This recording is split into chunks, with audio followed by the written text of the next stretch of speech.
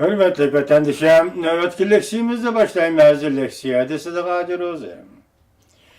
Çünkü iktisadı mavzuluk makale Şincan'ın 7. günü Cungo'ya nazar torbiyeti ilan kılındı.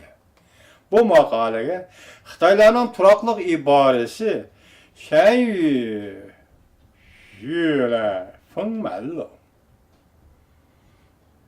Mavzu kılıp koyuldu.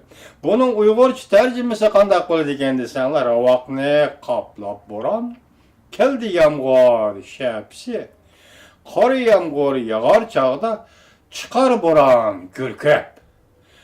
Bu makalenin avtori Dongfang.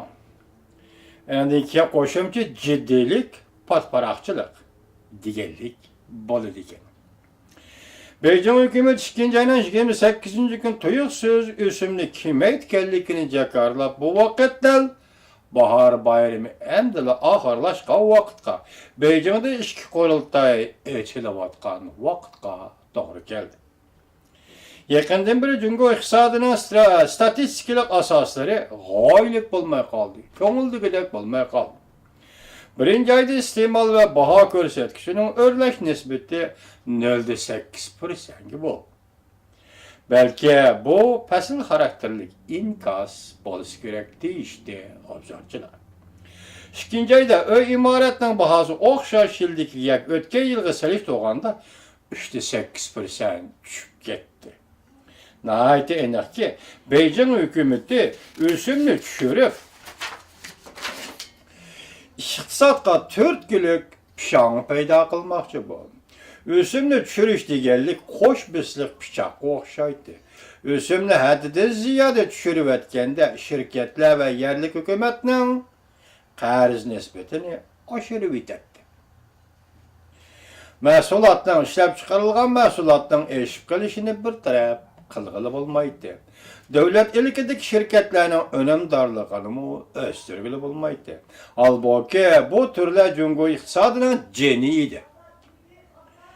O'simni tushirish orqali Jungo iqtisodiga mablag' solishni jonlantirg'ili bo'lamdi. Bo'lmaydi. Xaridor yo'q. Zakolat yo'q. Mol to'xtam turg'ov yo'q. Mol to'xtam yo'q. O'sim qancha tuvan bo'lsin shirkatda qarz olib tijorat qilishni xohlamaydi. O'simni tushirish iste'molni rag'batlantirish mumkinmi? Mukammallashgan tibbiy davolash sug'urtasi bo'lmagan bir jamiyatda, mukammallashgan pensiya fondi yoki mablag'i bo'lmagan bir jamiyatda fuqarolar faqat o'zining hamyonini chingdashni biladi va yoki fuqarolar o'zining hamyonini ching tutishni biladi. Davlat ishida mol bahosi shunday qimmat. Pul topganlar boshqa davlatlarga chiqib pul xarjlaydigan bo'lib ketdi. Hatto boshqa davlatlarda mol bahosining tuvan ekanligini his qilib oldi. Bunda kishilar amaliyoti Jungo iqtisodiga emas, chet davlatga chiqib mol sotib olganda chet davlatlarning iqtisodini rag'batlantiradigan bo'ldi. O'tgan haftaning oxirida Jungo hukumatining o'sim tushirishi 4 oy ichida 3 qatam o'sim tushirilgan bu hisoblandi. Demak, har oyda bir qatamga yaqindagidek o'simni tushir dedi. Bu amaliyoti pul siyosatini tangshash deb muotalatda deydi. Shuni ko'rib olishga bo'ladiki, doirlar iqtisodning istiqbolidan Jungo iqtisodining kelgusidan ansirashga boshladi. Jungo iqtisodi arzon emgak kuchiga, muhitni bulg'ash, tabiatni bulang-talang qilishga tayinib taraqqiy qilib kelgan iqtisod deyishga bo'ladi. Buningga imtiyozliqlar tabaqasining rolini qo'shganda pul bosib tarqitish orqali qalaymaqon pul bosish va qalaymaqon pul tarqitish, jamiyatga pul chiqarish. Pul baholashganda baloyi ofatni fuqarolarning zimmasiga yuklab qo'yib, boylikni siljitish orqali imtiyozlik va sarxillar qatlamini Jungoda barpo qilib chiqdi. Oxiri mahsulot eshib qilish, setilmay besilib qilishni keltirib chiqardi. Muhit bo'lganda mol bahosi uchqanda o'rladi.